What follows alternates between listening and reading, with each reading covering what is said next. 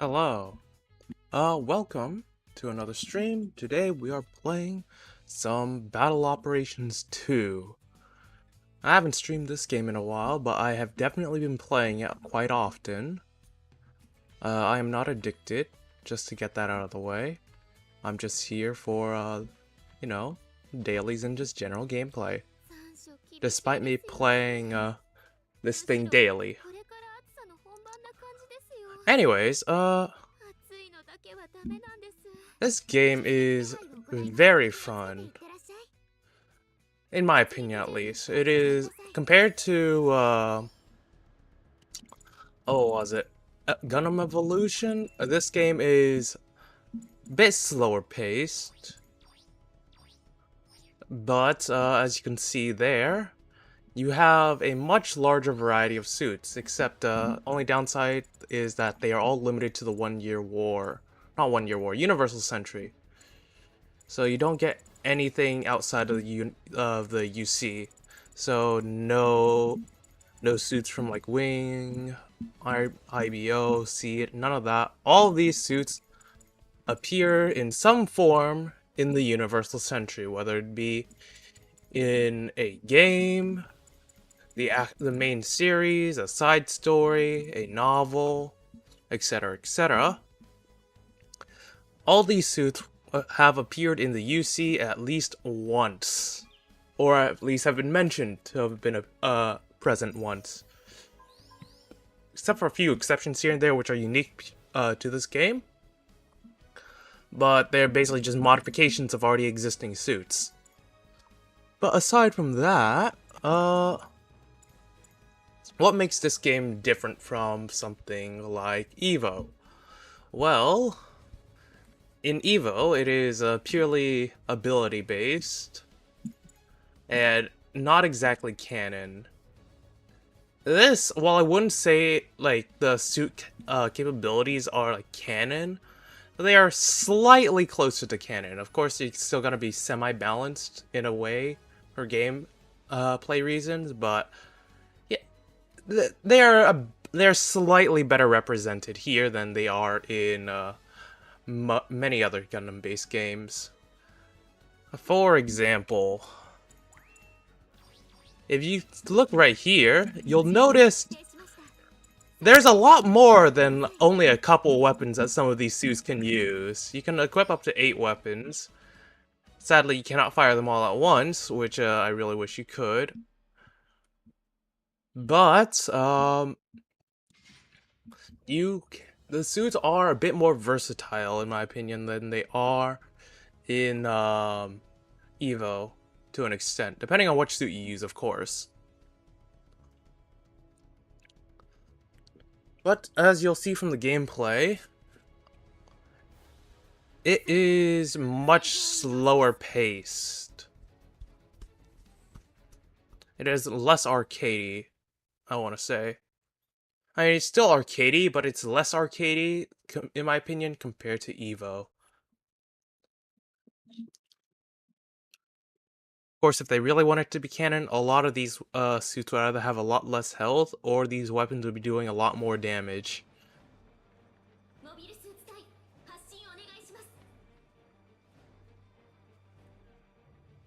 A couple exceptions here and there. But, aside from that, this right now is one of my favorite suits to play in the game, the Ashamar. Well, it's relatively simple to play in my opinion, but depending on how you use it, it can be a bit annoying to get used to. Oh, another thing that I need to mention that differentiates this game from Evo is its battle rating. Suits are classified and sorted by their battle rating. So you don't meet any OP suits while you're just in a little grunt suit, unless you're in a specific game mode. But that game mode is, personally, I don't really like it, but I know there might be some people out there who do. I do have to give it the game mode props for being fast-paced, because it lets you use any suit in the game. It's unranked, So you can use literally anything you want, but well, that means you can have something from pre 1 year war fight something that is in like UT 96 or 7. So if you're not careful, you can get absolutely destroyed. You will get one shot in that mode if you're using a low cost suit, by the way.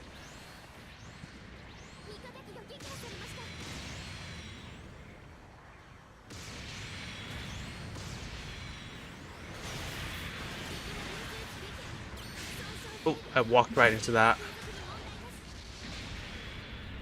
I don't think this guy can do too much damage to me, since I spec this suit specifically for damage resistance. Oof.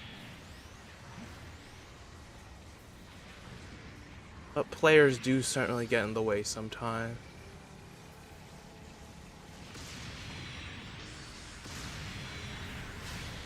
Oh, nice, he whiffed.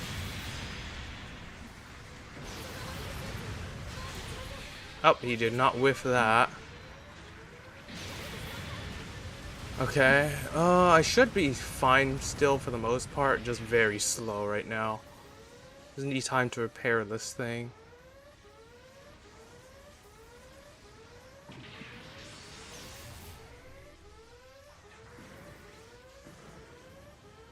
So if I remember correctly...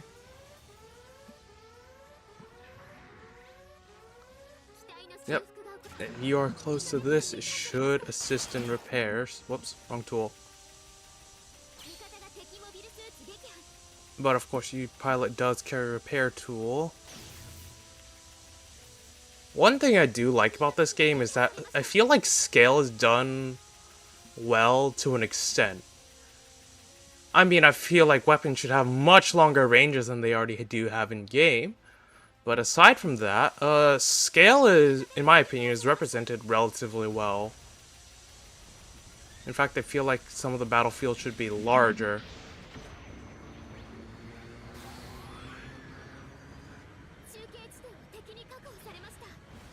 Ooh, team is losing right now.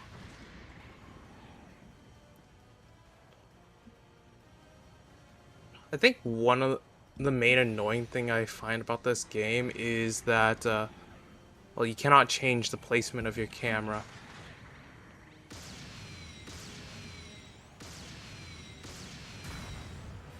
So you're just kind of stuck with this third-person camera view, with no way of really adjusting it. Oh, that's a GPO2.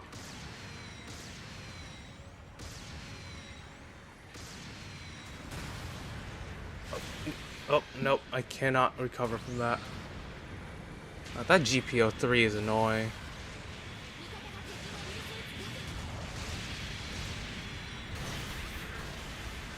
I'm gonna need to put it... Oh, shit. I am not spec'd out for ballistic resistance. I should have charged. I should have charged. I should have pulled a tackle there. Yeah, like that.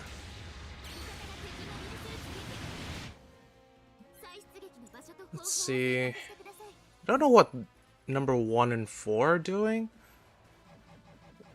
5 needs backup pretty bad. 3's kind of there to help.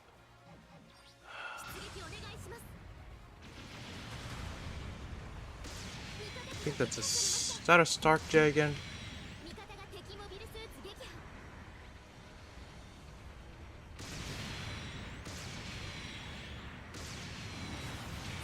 Oh yeah, I believe where you hit as well matters, because you have leg and head health.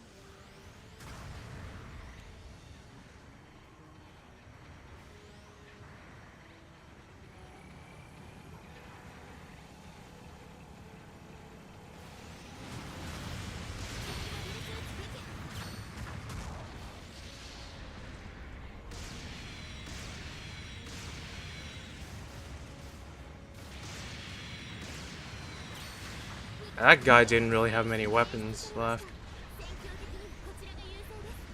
Neither do I.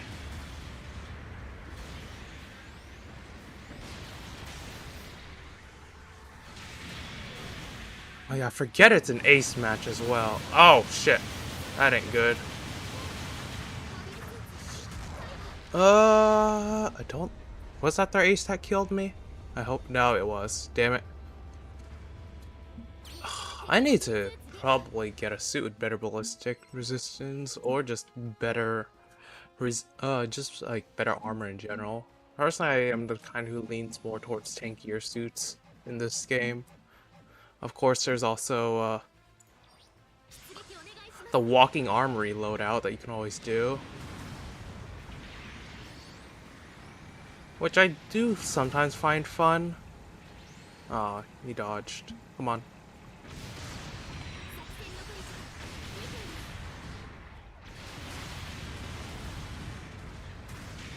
Oh, I walked right into teammate beam there. While there isn't friendly fire, you can definitely build up stagger on your own ally.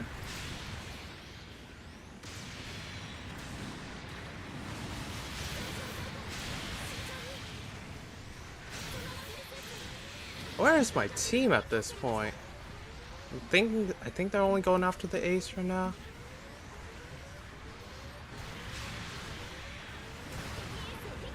I can't charge.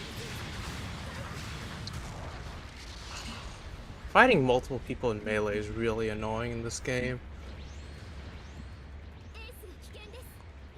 And charging into like a 1v2 or 1v3 is suicide. The issue is, well, you can't rely on your team too much either, because half of them, in my opinion, are brain dead. Like, I feel like half the people in this game, if they do play ranked, are like carried to their rank. I'll be completely honest. Oh, god damn it. I feel like we definitely could have secured a kill there if, well, I wasn't hit by my own teammate's rocket.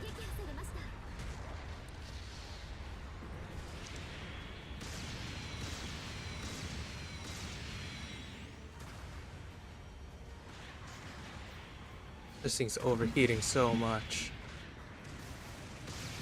As long as I'm able to dodge that huge beam. Oh, nope, I wasn't able to dodge that.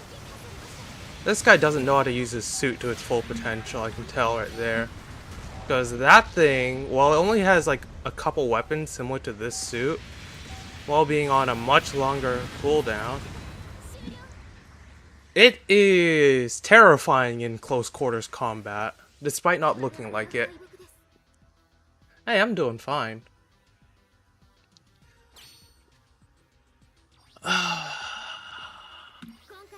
Well, first game of the day. Could have been better, but definitely could have been a lot worse.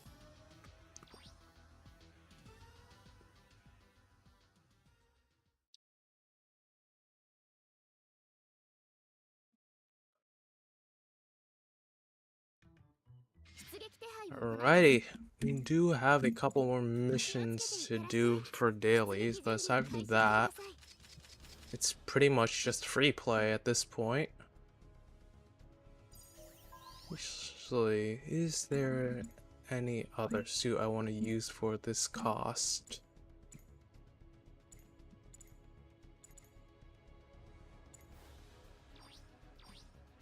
What do we got? The loadout is terrible here.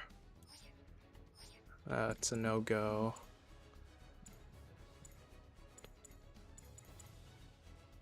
This maybe. Depending on how I feel, I might play this. I haven't played this suit in a while. But my main gripe with this suit is that it is very limited in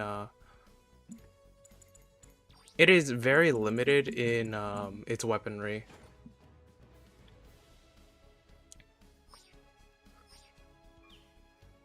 But that depends on the team comp here. I mean, this suit I'm currently running is also limited in its weaponry, seeing how it only has 3 options for offense. But, well, the main reason why I say the other one was limited is because I'm personally just not used to using this one's, if I can find it again. Up here. This one's weapon. This beam bazooka. This thing hits like a truck, but it is very slow to fire. Your only other weapon once this thing is down is either beam saber or the Vulcans, which the only reliable option at that point is the Vulcans. Well, based off of my team comp, this should still be good to use.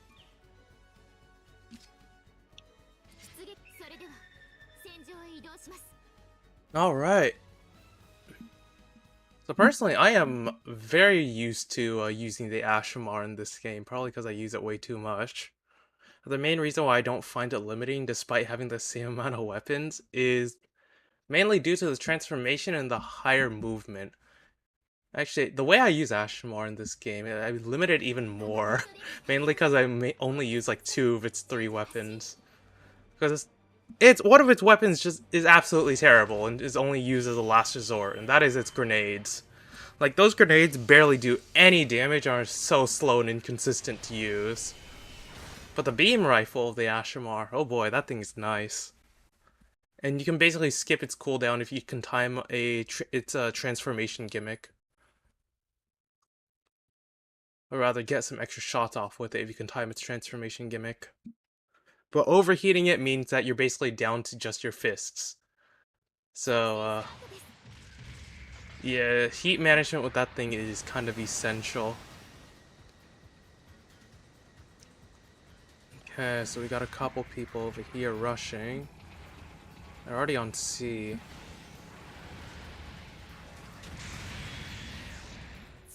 Okay, well, let's hope that this is enough. I can't really harm the pilot here since, well, he's probably on C right now, but I can definitely screw over his suit pretty bad.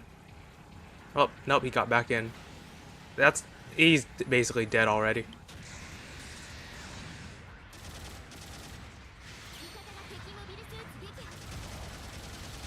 Okay, one thing I do have to give these Vulcans credit for is that they have decent range. But I really wish my teammates could actually get good and stop shooting at me in the back. Because while it doesn't do damage, the Sagger is certainly annoying. Okay, that actually fired off midair, nice. Okay. At least I managed to avoid the brunt of that beam. I do like the map design and diversity in this game, yeah. But a good chunk of it is just Wasteland. You use a couple of colony maps, I believe. But they are kind of few and far between. Oh, whiffed it.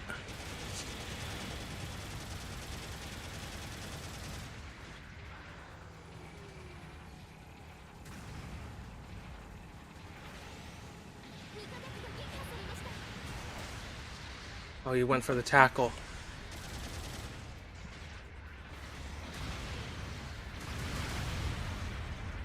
Okay, nope, I need to get out. That's like 5 people down that corridor. And my team is gone right now. Oh, shit. I have no clue where the hell my team went there. I think like 2 of them were fighting one guy earlier, but I think they all might have died.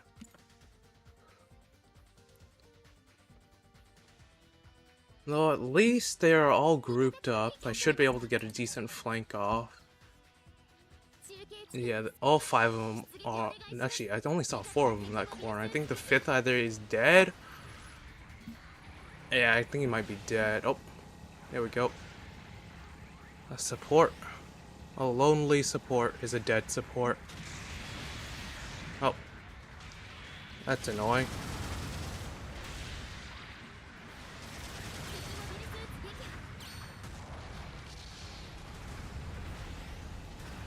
Come on. This game's stability is a lot better than day 1. I gotta give it credit for that. Day 1, like, early stability for this game was not good, especially for servers.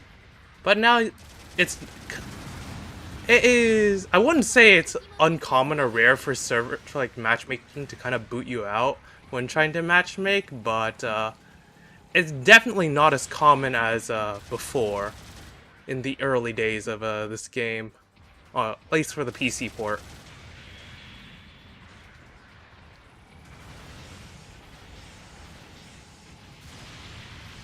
I missed. That's not good.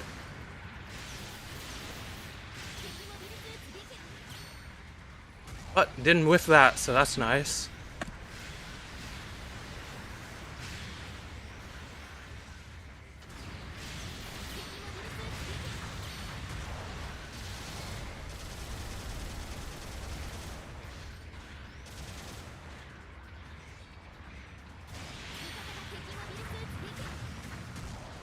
I think I've noticed something about this suit. Like, one thing I've noticed is that this thing is very fast to at least draw its melee weapon. Okay, shit. I wish there was a way of opening up a larger map, but, like, the map of the map, but, I think you can mainly just use the mini-map unless you're dead. I'm pretty sure, yeah, over here is the only place they can spawn now. They lost all their spawn beacons.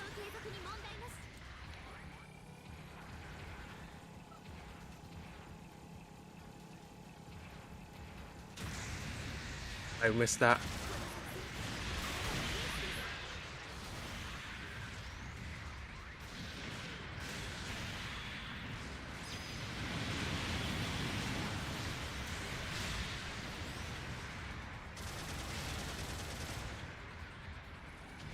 Okay, I'm kind of deep in right now, and I don't really have much fire support.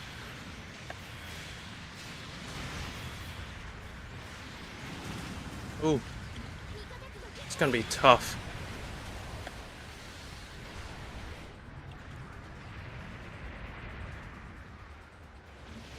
I really need to just kind of abuse corners and hope that they... Well, I don't really see too many of them at once. My team, I don't think is putting enough pressure on them.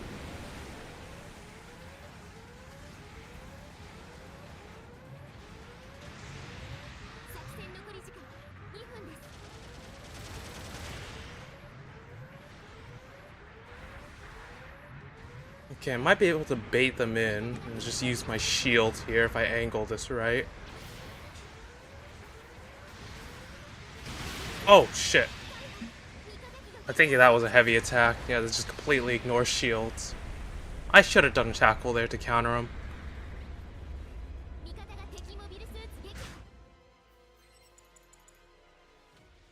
Okay, yeah, we do have all the spawn beacons. We did wipe out their ace, but I think we need to get a kill in order to secure the win here. Since I think, the team's ace, and I didn't even realize it.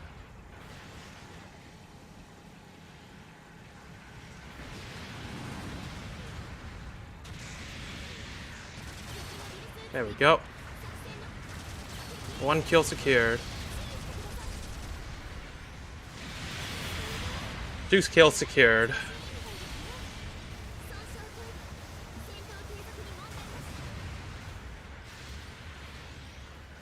Okay, oh, baited out the tackle. He can't do anything against the melee combo then.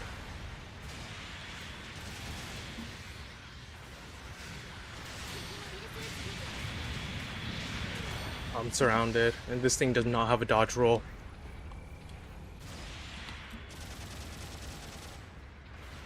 I'm out of ammo as well. This thing is still... Okay, now I can finally fire it. Yeah, should be a win as long as I don't die, and well, actually no, my team can die now. I just cannot die. Otherwise, oh yeah, that secures it. Because if I die, that just gives me I think like what, 3 times the points. But I think pretty much any kill I secure gets like double or triple points for the team due to ace status. Alright, yep.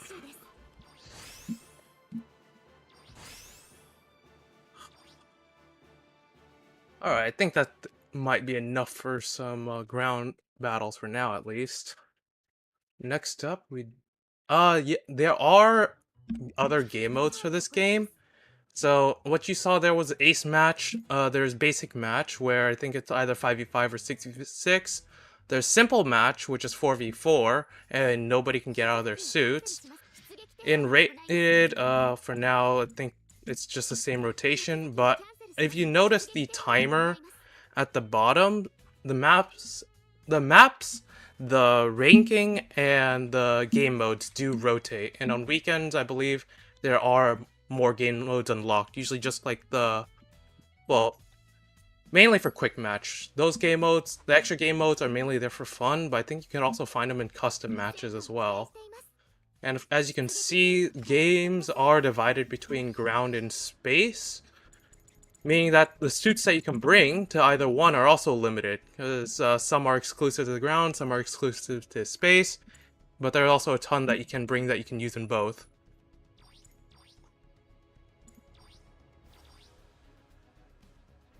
But, speaking of the other game modes, the main ones I remember is unrated, which lets you bring in anything, which also determines the point cost when you die that the enemy team gets. There is what was it? I know there is Brawl, which is basically a free-for-all with just 8 people. There is also, I think, Duels, which is a 2v2 that locks you into a specific cost and specific suit type. Speaking of which, there are 3 suit types in this game: Raids, Generals, and Supports. As you can see by you can also quickly tell what suit is what type by what color the suit is on this screen, the briefing room screen. So if it's yellow, it's Support. If it is blue, then it is General, and if it's red, it is Raid. So the main difference between them is usually supports tend to have a lot of firepower options for mid to long range combat, but are incredibly lacking in close quarters. Generals, well, they're generals. For the most part, they excel in mid to close quarters combat, and raids will excel in mid to close as well, but mainly leaning more towards close. But of course, there are exceptions to all these rules. But one of the other reasons why they're classified like that is that they get damage bonuses against certain other classes. So raids will get bonus damage and resistance against supports. Supports will get bonus damage and resistance against generals, and generals will of course get the same against raids. So it's kind of like rock, paper, scissors, but you can still beat the shit out of the paper with that rock if you want, if you are so dedicated.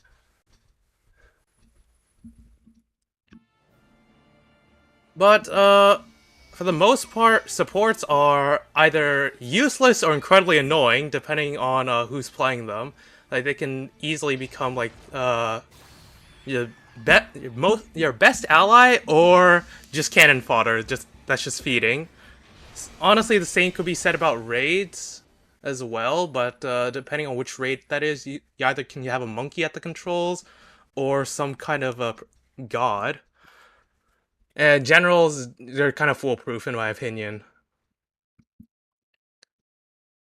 But out of all 3 classes, I think the hardest one to carry with is probably support.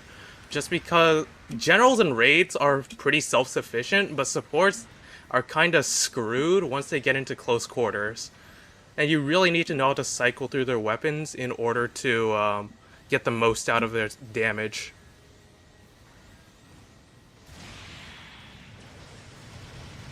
They also tend to have either low health or not many defensive options most of the time.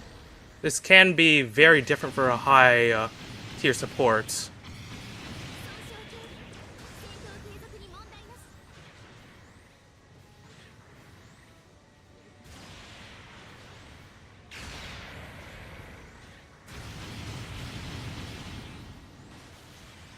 As you can see right here, the main difference between space and ground is, of course, for the most part, you're adding in an extra dimension to think of. But aside from that, of course, there's also suit differences, and suits will also generally perform differently, whether they're in space or on the ground, if they can do both. Sometimes they're better in space, sometimes they're better on ground. It's hard to say until you play it for yourself.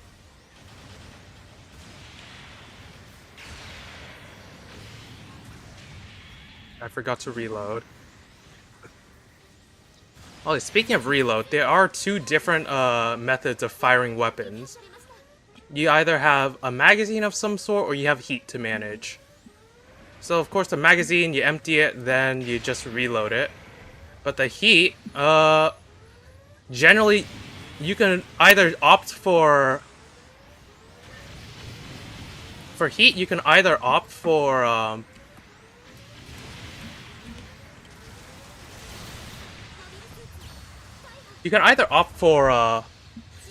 high burst damage, where you just dump your weapon's heat capacity onto an enemy, but then you have to suffer through a very long overheat period. Or you can go for a more consistent type of damage, where you attempt to manage it and, well, actually let your weapon cool down after firing. But for the most part, if your weapon has heat, it is rare that it comes with a stagger or stun as well, because that is also a mechanic. If you can build up damage on an enemy suit, you're going to get a free stagger.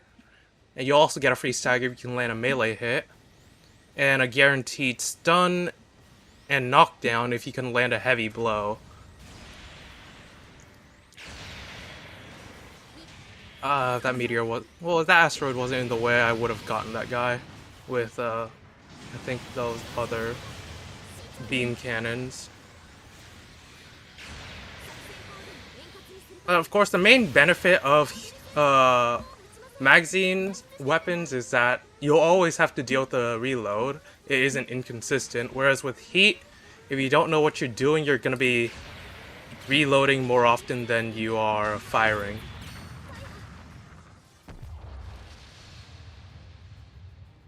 Of course, that also becomes incredibly complicated to do once you also take into consideration that some suits can transform, which can affect the heat of their weapon, depending on what weapon they are and what suit they are. Because sometimes, when they transform, their weapon has a separate heat or ammo counter that you also have to be wary of.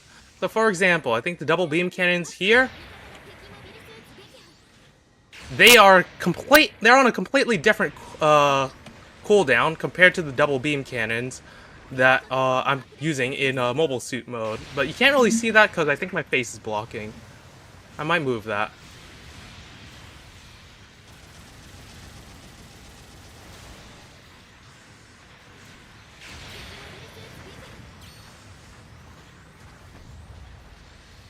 There are also some weapons that you can fire on while using high-speed maneuvers, usually just smaller weapons like Vulcans.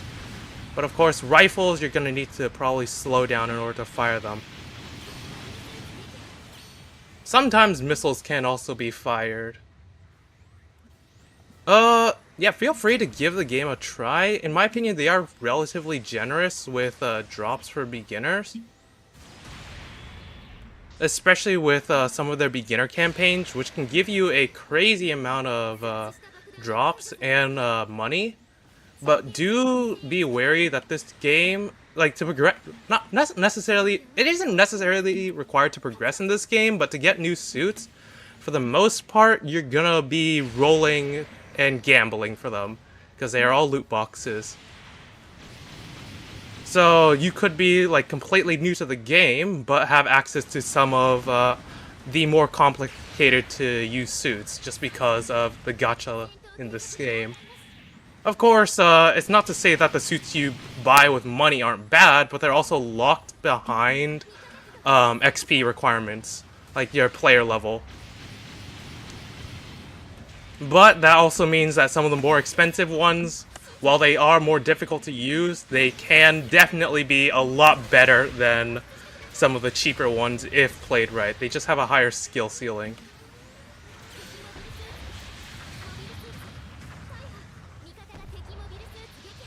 Yeah, I sometimes wish I had good gacha luck as well. I completely relate with your friends.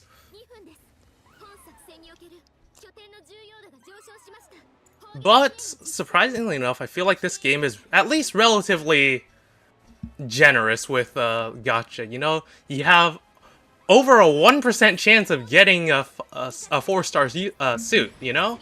Especially if you decide to go for a banner. Like, my god, banner... I feel like banners in this game are insanely generous just because, depending on the banner, you could also get, you usually can get, like, cheaper or better rolls, depending on, oh, there the guy is. Nope, I missed him. There we go. You can usually get cheaper or better rolls, or just extra materials from the banners, depending on what campaign they're running. So if you just, like, roll the same banner multiple times, you're gonna get, more and more benefits out of it.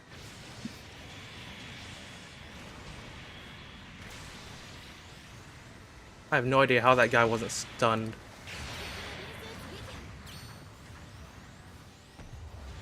But in my opinion, it is really easy to just collect a decent amount of suits, at least one for every battle rating that the game offers.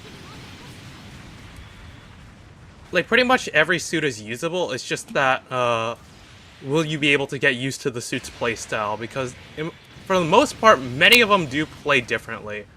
Especially, unless there's some of the earlier suits that you can buy. Sometimes they can either differentiate themselves by having different stat distributions or upgrade distributions, but other times they will be completely different to play compared to everything else at its rating. But of course, there is also a bit of power creep in this game, with some of the newer suits being better than some of the older suits. But it kind of makes sense since I think this game was released originally around like 2018, 2019 on consoles, and only recently got a PC port. The console, I'd say the console version of this game is... Ooh. Console version of this game is, I want to say... Here, let me move my camera real quick as I talk. Console is about 5-6 months ahead of the PC version, I think. It's not too far ahead, but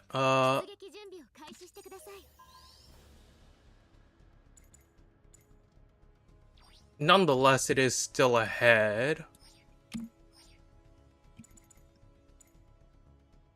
So, of course, there is also a subreddit for this, but, for the most part,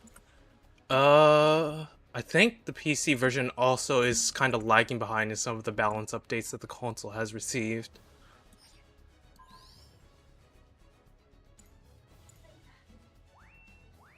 I feel like everything is relatively balanced to an extent, as long as you know what you're doing with the suit that you have. But, yeah, as I said right there, matchmaking is a bit unstable at times.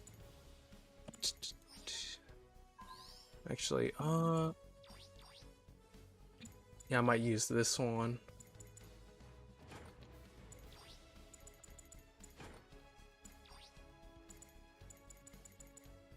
What was I gonna say?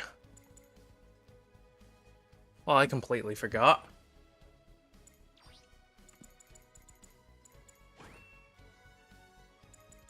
I feel like I remember something, but I don't at the same time.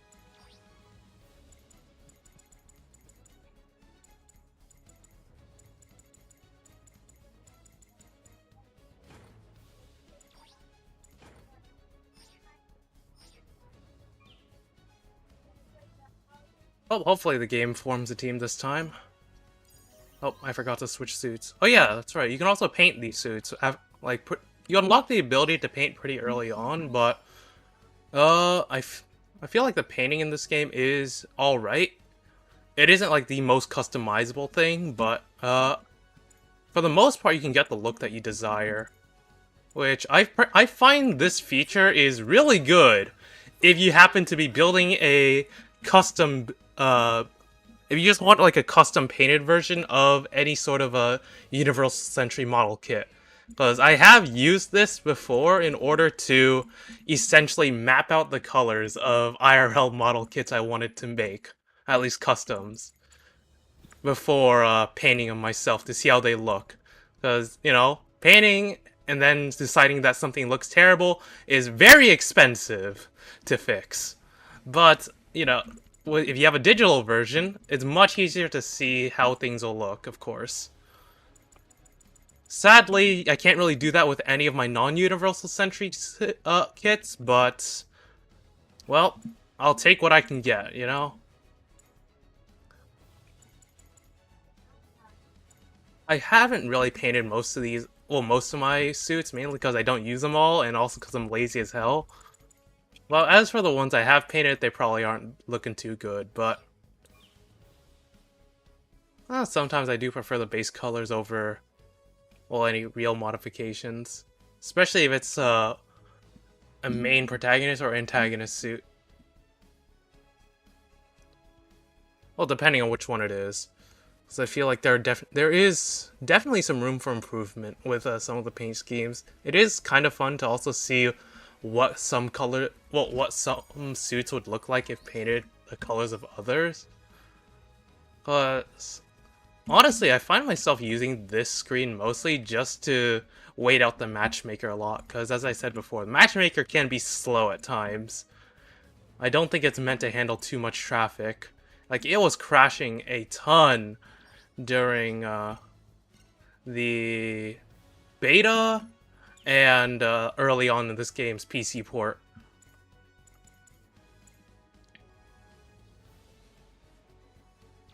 Yeah, as I said right here, you can definitely try and get creative, but you're kind of limited on where the thing allows you to paint. Because how painting works is that basically you cycle through these and you're only able to change the color of the highlighted parts. But you also need to take into consideration RGB values. Generally, if you're used to working with a 0 to 1 to a 255 scale for RGB, you're gonna need to convert that to hundreds. Convert that to a scale of 0 to 100.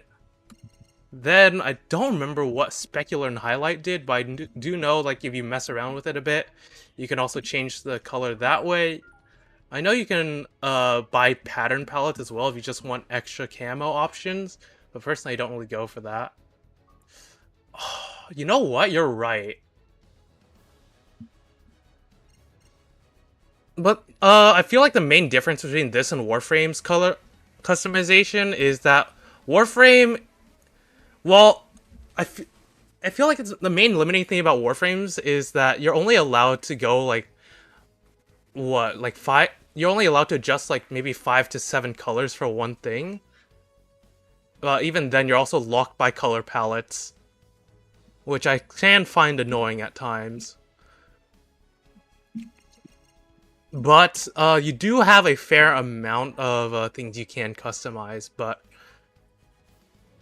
in general, alright, I feel like the main issue with Warframes is that you don't really have too much control over which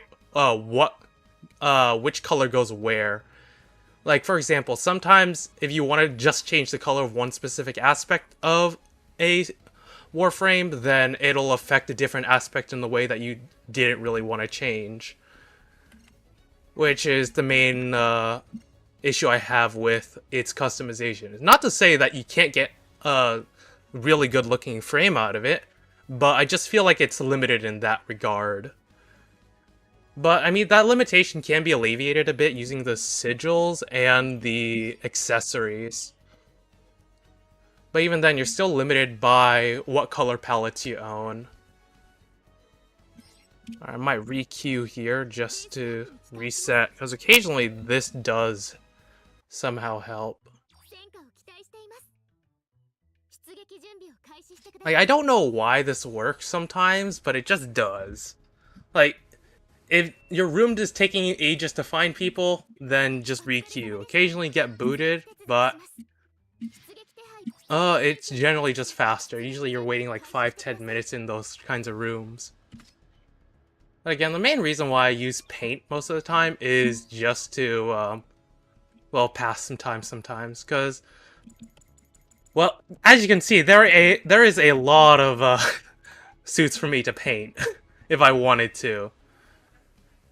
Well, one annoying thing about the color palette thing is that it is inconsistent for each suit. So, for example, unless a suit has a similar build, like this Methis, compared to, I think, the Methis Kai down here, the color, if you just directly transition color palettes, it won't work as well as this. Because, well, you know, this basically has the same, it has a very similar model to the Methis. For me, I think I got my palettes from events as well, but I think I might have bought one of them using Platinum, because oh god. Talking about Warframe reminds me of this one summer that I basically just spent the entire time grinding for Platinum. Just grinding in trade chat. Because that's basically how I spent, I think, one of my high school summers. So, I was pretty much just daily, just going in and out of relic lobbies, just grinding out prime parts and just selling them on the market for cheap, just so I can get guaranteed plat. Also, I think I can get Nidus, the Nidus Deluxe skin. I don't remember if I spent money on Warframe or not. I think I did, mainly because I got like a massive discount from a coupon. But that was... I think I did that like a couple months back. I haven't played Warframe for a while now that I think about it. I think I spent like around 20 bucks on the game. Cause aside from that, I don't think I spent any other money on Warframe. I could use a support here. But actually, okay, now this will work.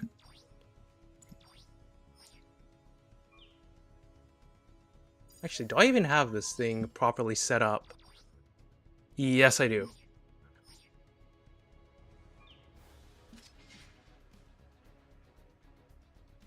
God. Now that I think about it, I don't think I've touched the latest update of Warframe. I think I mainly... Like, the last time I touched it, I remember playing a bit of the Duvari Paradox, I think it was. But that was after like over a year of not touching the game. Then that was the last thing I remember. Personally, I don't think I enjoyed it too much. Honestly, I feel like the main parts of the Warframe I do enjoy is just okay, some of the story is alright. Like, some of the story content is kind of fun, but every time I do it, I'm very overgeared for the story. And personally, I don't really find the Steel Path too much fun, in my opinion. For me, the enjoyment of Warframe is hard to classify. Honestly, I think I mainly just use it as a way of just mindlessly grinding. But aside from that... I mean, I do like big damage numbers, though, which is why I probably overgeared my snipers a lot. But I'm also not the kind to dedicate an entire... Well, I'm not the kind to just, like, drop a ton of money on just... on Warframe just to get an optimal chroma build just for Eidolon hunting, you know? Like, I'll just do what I can do with what I have, and just attempt to work from there. But I will have to say, Rubico Prime is very fun.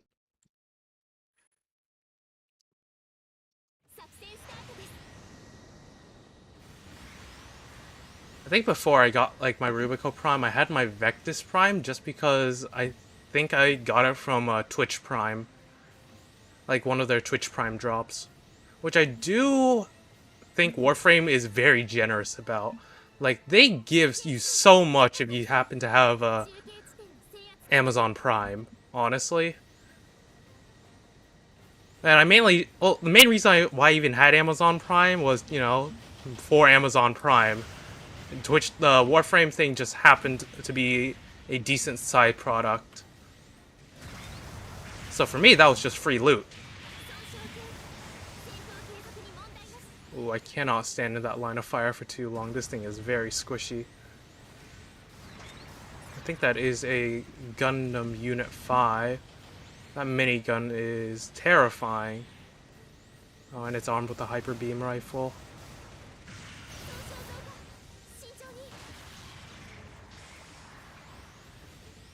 No, even if they drop things every month, I feel like they are incredibly generous with what they give you. Because I think I'm pretty sure I got Trinity Prime from the Prime drops.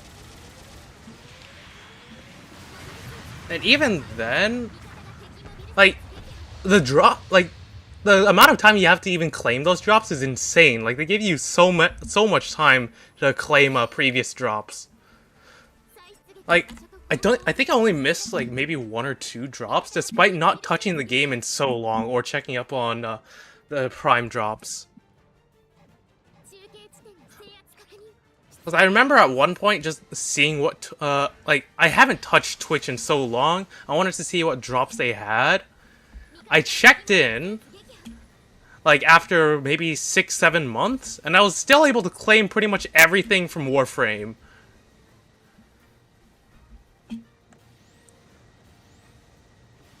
Like, stuff that you usually take, like, so much time to fully grind out, you can just get just like that by owning Prime.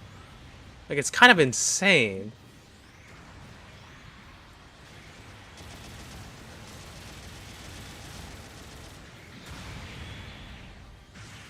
Ah, that's a whiff.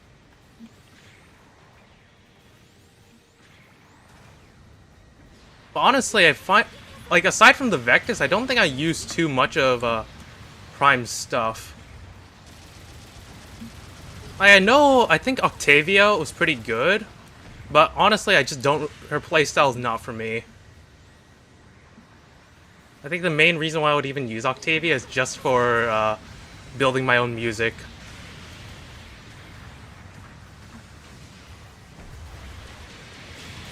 Oh shit, I am in the thick of things.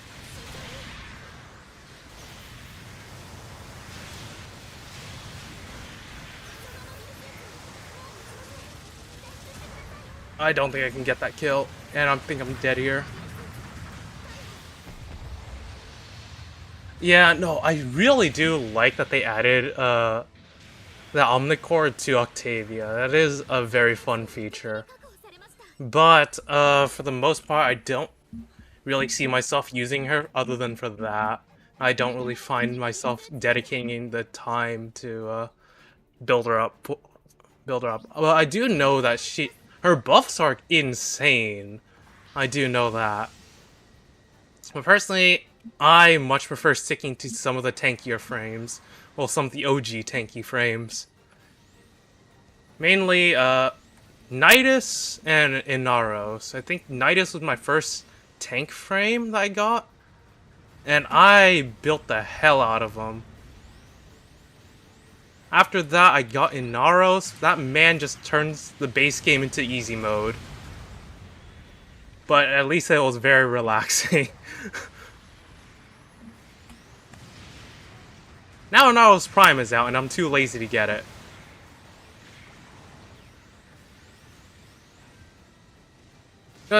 Like, the main thing that you get Inaros for, in my opinion, is...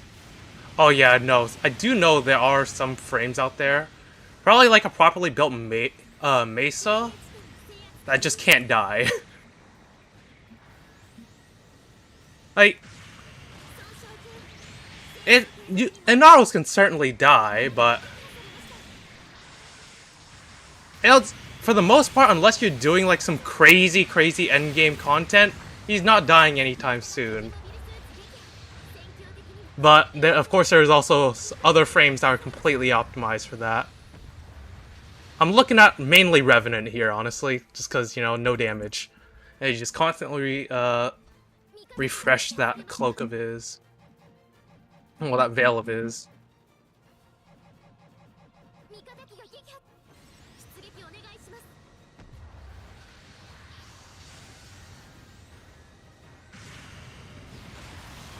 I should have tackled there. Oh, there we go.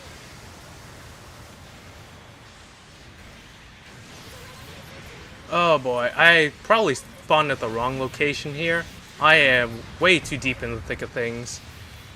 But the main reason why I liked Naros out of all the other frames, just because you don't need to do anything in order to be tanky with him.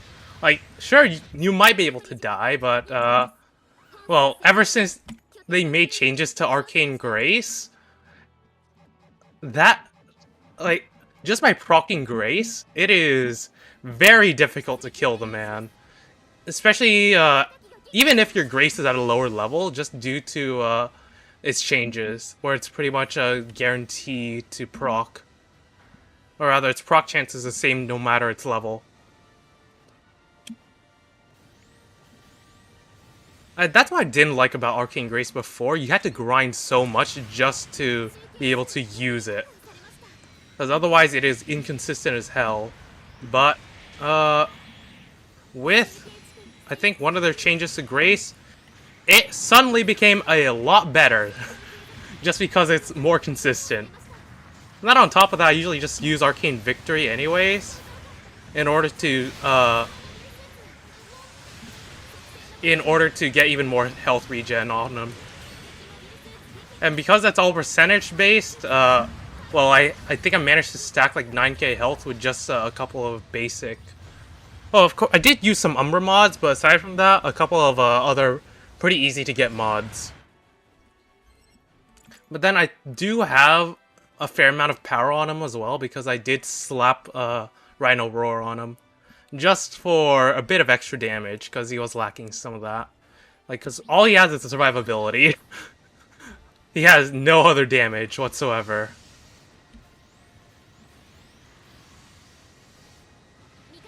But that blind that he does have is very nice. Like, it isn't much CC, but it's still nice to have. I need to stop missing.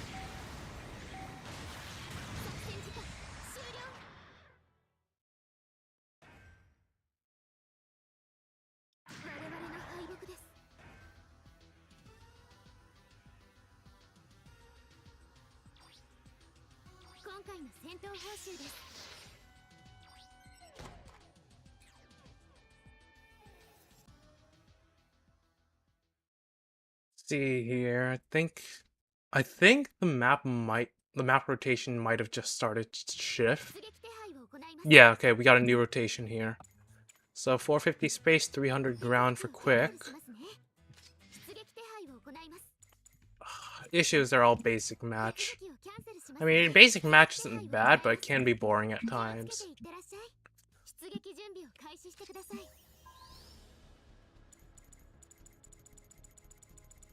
Let's see, what can I sortie with? You. I don't know why, but I love the Zagok. I think I used to use its up-tiered variant until I got just a straight-up upgrade in the Zagok E.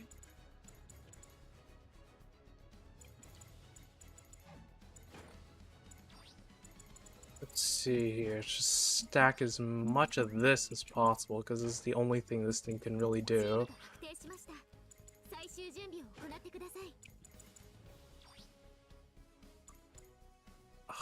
Now it's so squishy.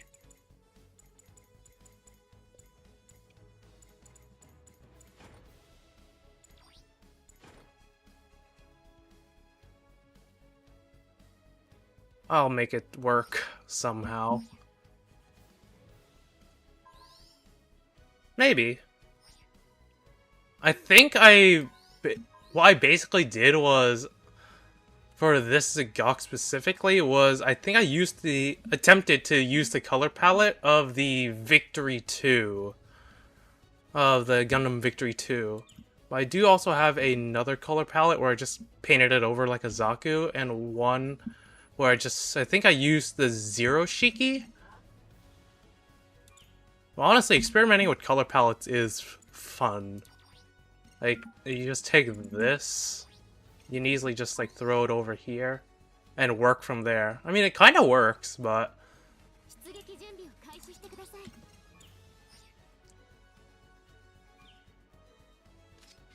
Oh, I was holding everyone up. Whoops. I think my I don't remember what my main issue with the Zagok is. I think it was just that it was a bit slow, and that its melee didn't do too much damage despite...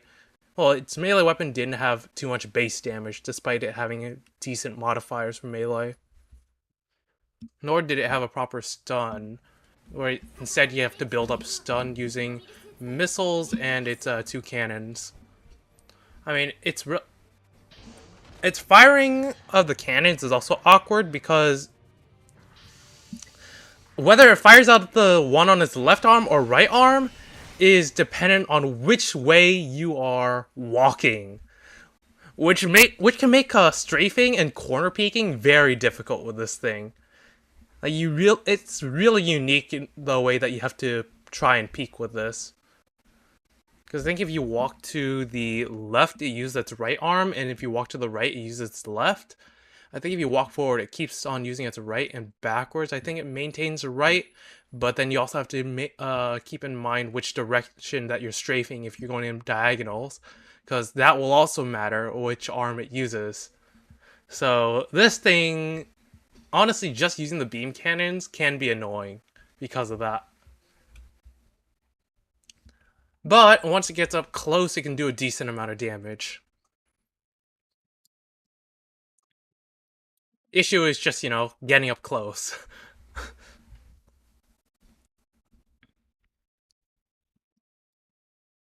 Also, another main issue about this game is it's all peer-to-peer connection for the most part. So one person in the lobby is chosen as host, and if that host happens to have terrible internet, well, you're kind of out of luck.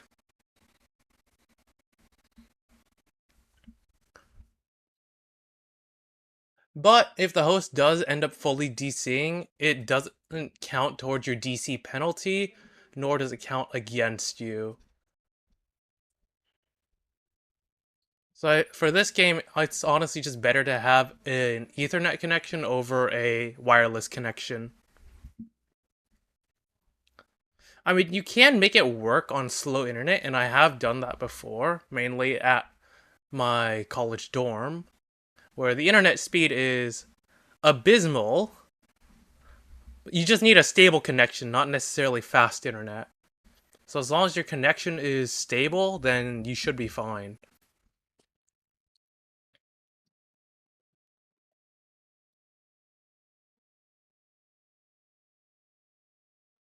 I think the host right now is either unstable or they DC'd. Then it's hard to leave the lobby because then you will also get a DC penalty. I'm pretty sure the main reason that that occurs is because early on in the game's lifetime on console, like if someone was just losing a match, they could just pull the plug on their console and it wouldn't count against them. So they had to install incredibly... I mean, they didn't have to, but like the easiest way they fixed it was just to have incredibly strict connection rules. So if you screw up once during connection, you get a huge penalty still. I think like they did remove the penalty for the PC version, at least temporarily, near the beginning because of how many people kept on disconnecting and how unstable their servers were for trying to connect people. Like, people would also DC mid-game quite often, just, again, due to server instability. So their penalties were eventually removed. I think the penalties now are slightly more lenient. They do give you a fair amount of warning, And there is a way to decrease your penalty. So this is what I'm talking about when using the beam cannons. Walk right, you got left arm. Walk left, you got right arm. Forward, maintain right. But if you strafe right, you gotta use left. I think backwards, maintain right. Strafe right, back, you gotta use left. So you just gotta keep that in mind when trying to peek with this thing.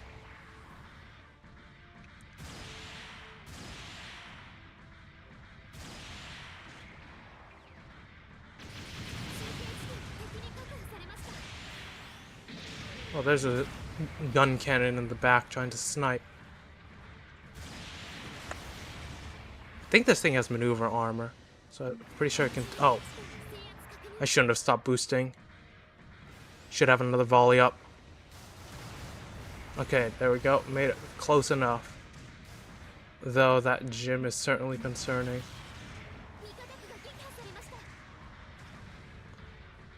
This guy being on high ground is also annoying. I can't fire these things on the move. Oh, nice. He walked down here. Big mistake.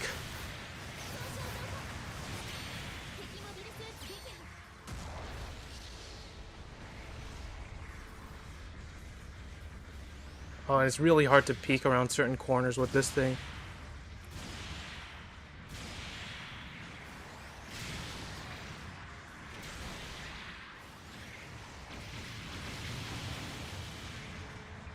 Also, I find lower tiers can be much more skill dependent in matchup compared to higher tiers.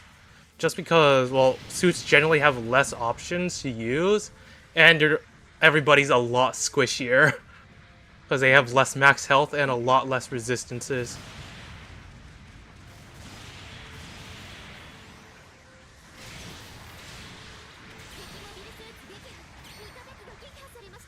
So at lower tiers, it's all about knowing your suit, what it can do, and just being able to pick your matchups well.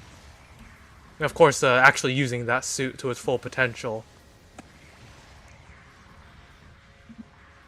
But of course, there are also outliers for this.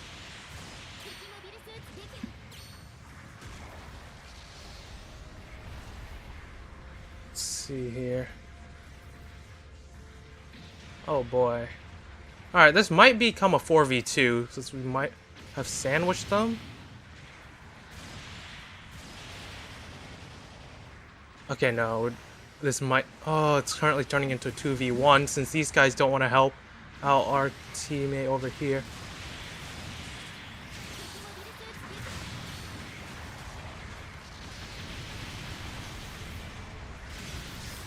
Oh, that screwed me. There we go. Okay, that number 3 is doing well, holding off a 1v2.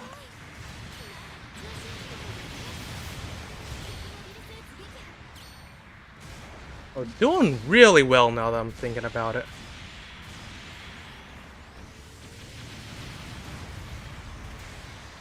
Okay, he wasted his... Oh, shit.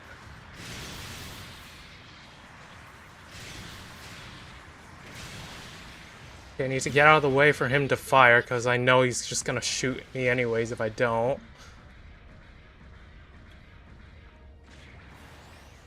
Okay, nope. There's too many here. I got 2 suits there, and none of my weapons are suited for that engagement. If they peek around this corner, they are kind of screwed.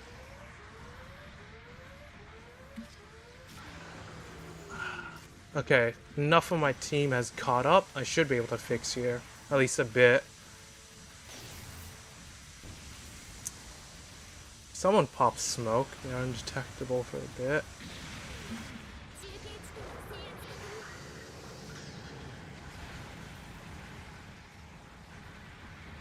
Would get a flank off here, actually, if I tried.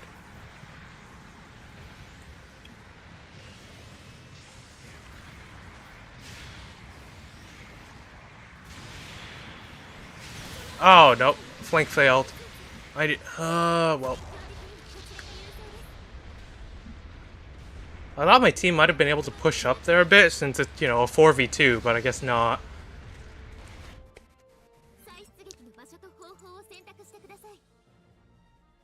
Okay, I might be able to call Artie here.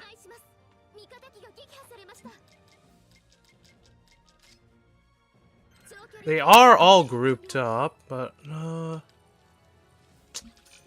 Artie does definitely friendly fire, so I do want to not, you know, fire it near allies. It won't kill you if you get hit by friendly artillery. It'll just leave you at 1 health. And also usually cripple all your components. Oh, okay, nice. Already actually killed somebody.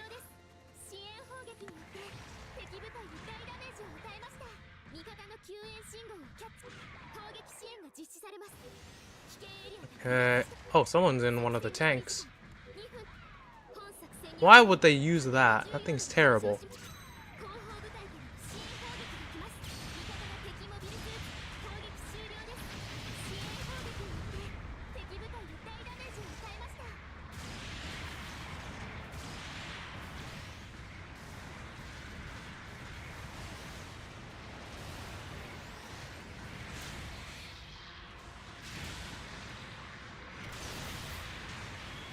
Okay, nice. I can at least use that stagger to recover quicker since I don't have stamina.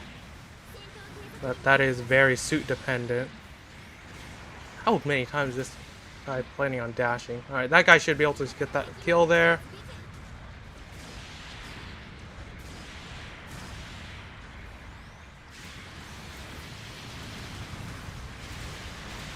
Oh. Okay. Oh, no, that's not good.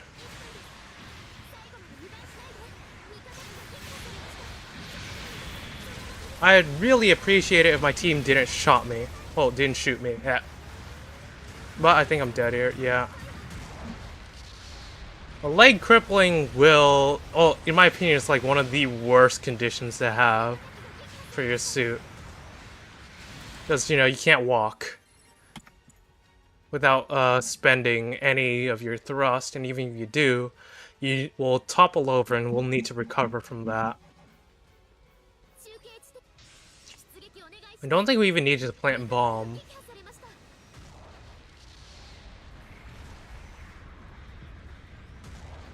What bomb usually does, well, if you can get it off into the enemy base, is at the top you will notice 2 bars underneath the score bar. Those bars, I think, is the amount of score that you get from detonating bomb. Just doubled or tripled. So you get like 2 to 3 times that score sometimes. Depending on if you can get it off.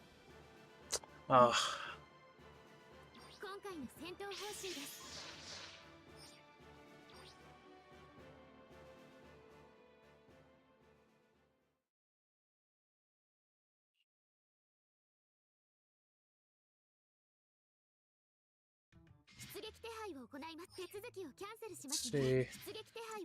Oh, you saw low tier. Let's take this to one of their high tier matches that they got. The low tier, as you saw, is incredibly squishy. I mean, high tier you can definitely feel squishy just due to the damage output of some of these suits, but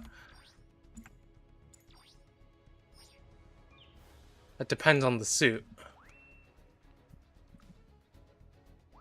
Oh, we immediately got a game. That's nice.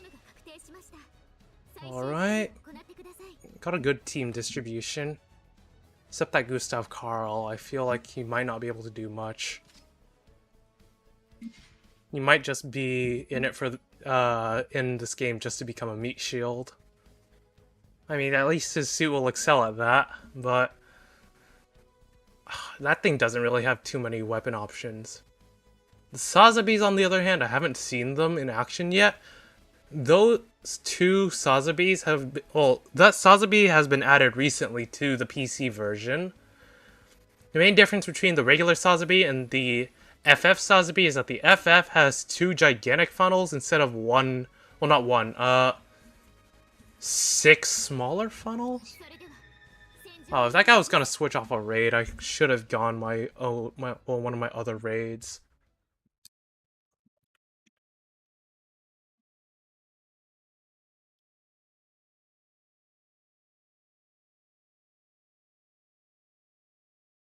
The Sazbi is fun though.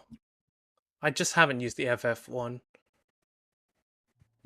But I'm very tempted to keep on rolling to get one. I doubt I'll get it.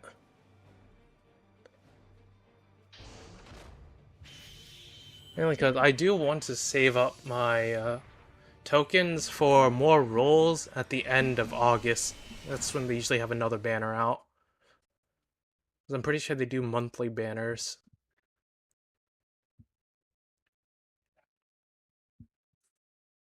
At least the huge banners. I think they do also have some bonus banners for other suits weekly, which I think I have been able to. I did manage to get this new Gundam and a Sazabi from one of those banners, but I do wish to save up for one of the huge banners.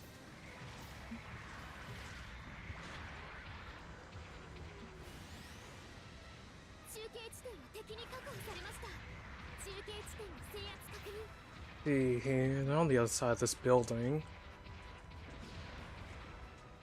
We got 3 people with a Sazabi. Oh.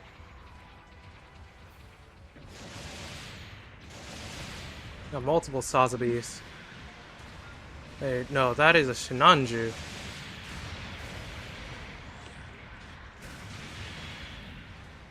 Come on, fire up.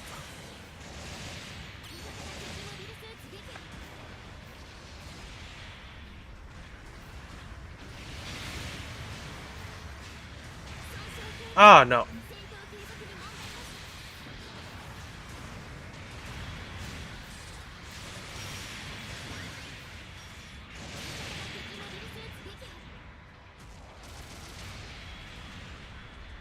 Come on. Let's see if we can get a funnel lock.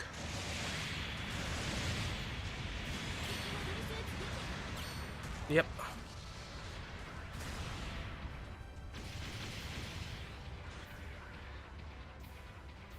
Is that guy just gonna try and camp up there? Probably, actually.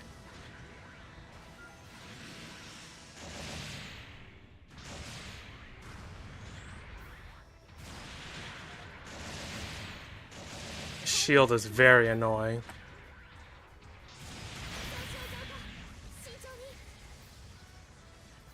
If he does decrease my health a bit more, I do manage to get my Psycho Frame buff. But all that really does is increase speed. Damn, that's still overheated.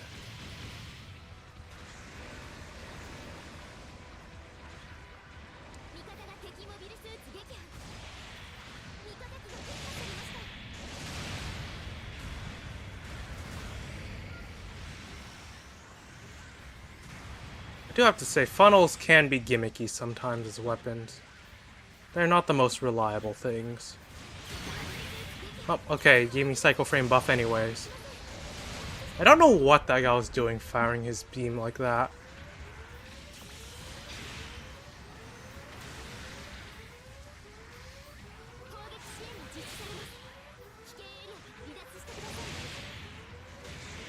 Oh, that guy whiffed it.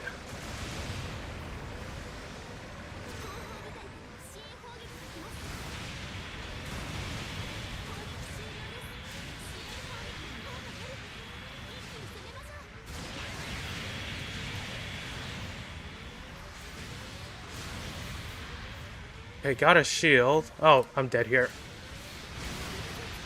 I think his heavy attack landed before mine's.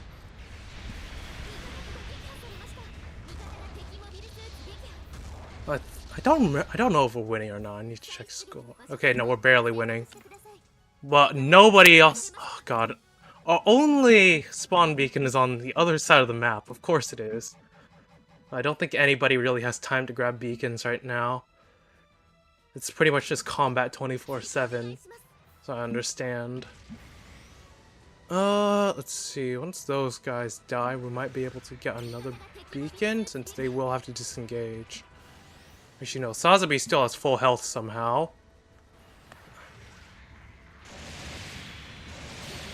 Don't know how that guy survived.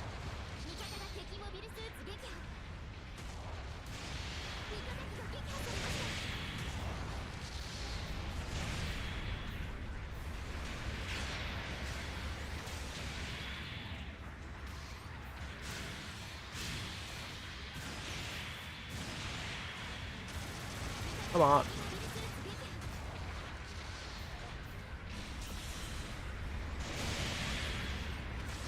Okay, nice. Sazabi got the counter.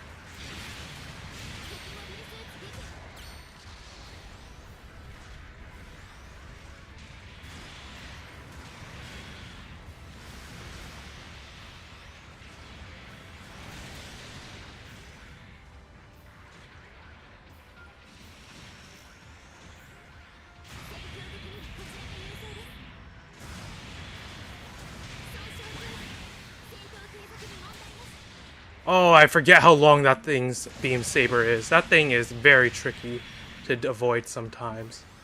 Like, that saber is obnoxiously long. And I don't know why.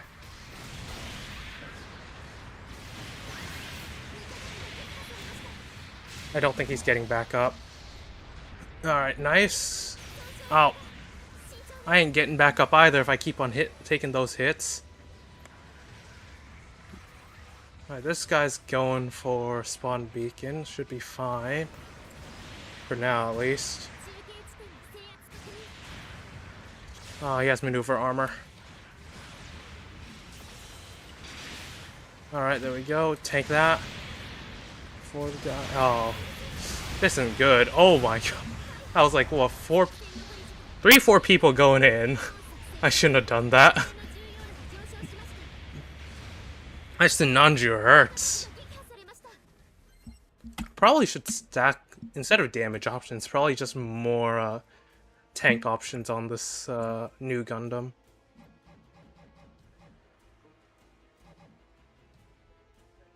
Team seems to be... No, they are not holding out well. That Fenix is kind of screwed. So is one of our Sazabis. I want to say the Rizel should be fine. Alright, I'll tank that instead of our Sazabi. He's at 30% health right no, less than 30 now.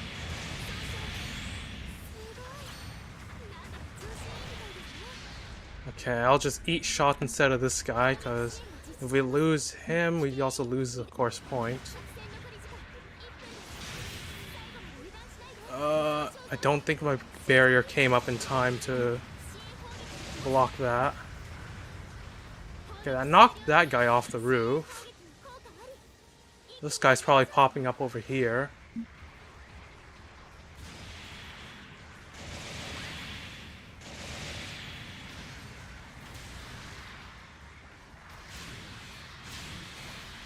Ah, the shield got in the way of the downswing.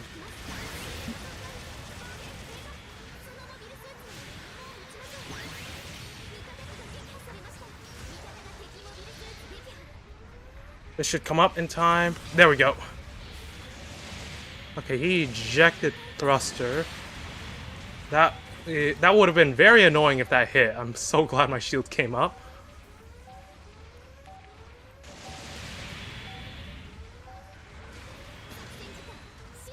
I survived to the timer. Thank God.